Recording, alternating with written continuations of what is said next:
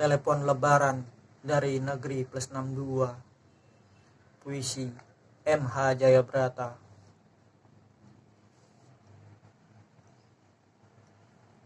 Aku warga +62. Aku ingin sekali mempunyai telepon pintar seperti lainnya. Setelah meminjam uang dari rentenir yang bunganya tak terkira, akhirnya ia ada di saku celana. Sederhana, karena ingin bisa nelpon para wakilku di sana. Bukan ingin komplain, karena terlewat tidak dapat bantuan. Maaf, jiwaku tidak miskin. Bukan karena daganganku pernah dirazia. Aku menerima, patuh pada negara. Aku hanya ingin mendengar suara mereka, ingin berdiskusi, rindu, seperti saat masa kampanye. Aku mencari nomor mereka. Aku tanya PRT, dia tak punya. Aku tanya Pak Lurah, dia tak punya. Aku tanya pada sisa poster-poster kampanye di jalan raya, dia juga tidak punya. Padahal selama masa kampanye dulu, aku rela membenci dan berdebat dengan saudara untuk membelanya. Akhirnya, aku punya nomor operator namanya Tante Veronica. Operator menjawab, "Maaf, para wakil Anda beserta jajarannya sedang sibuk. Hari telah berganti. Namun tidak ada pertanda pasti. Sebentar lagi terhenti. Setelah berbulan-bulan terganti. Bahkan semakin terombang-ambing susah mengerti. Dibuat bingung berita di TV. Tumbang tindih diksi antar wakil negeri. Ini bukan cuma kejadian. Ini adalah sebuah pesan. Ini bukan cuma fenomena. Ini surat cinta.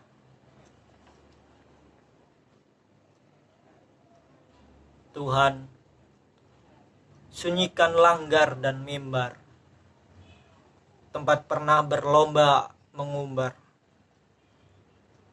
Tuhan, sepikan majelis, tempat pernah kafirkan yang tak segaris.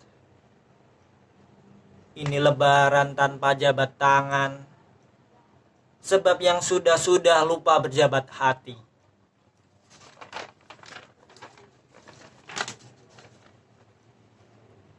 Aku ingin ingatkan mereka.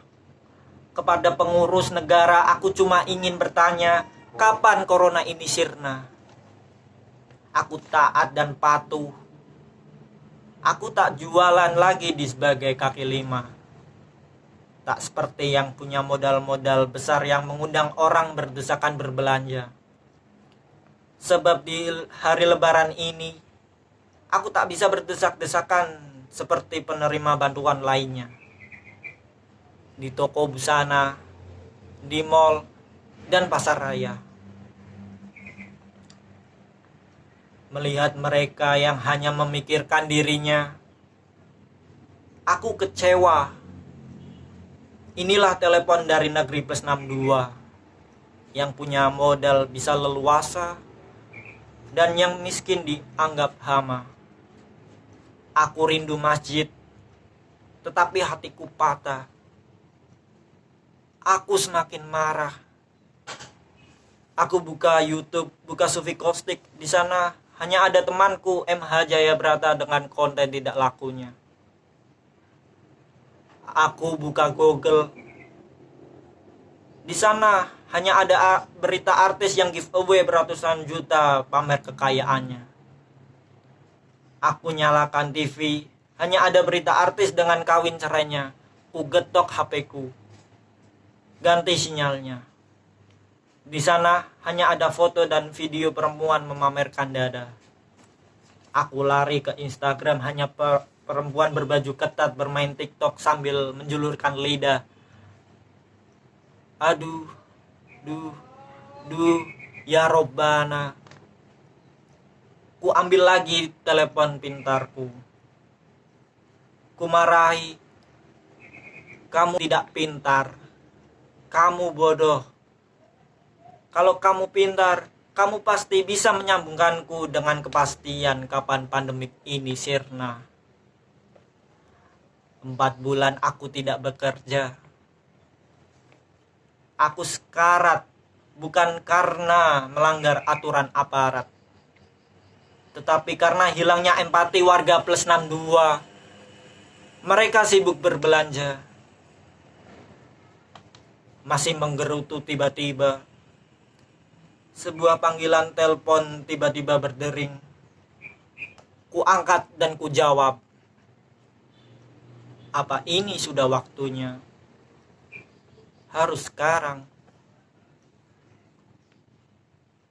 Seberkas cahaya sudah ada di sampingku. Ia menarik ke sebuah jalan. Dan sosok itu berkata, ia tidak pernah mengecewakanmu. Jika berjanji, ia tepati. Kembalilah padanya. Sebelum pergi aku tulis pesan terakhir untuk istriku yang sedang memasak nasi aking untuk 11 anakku.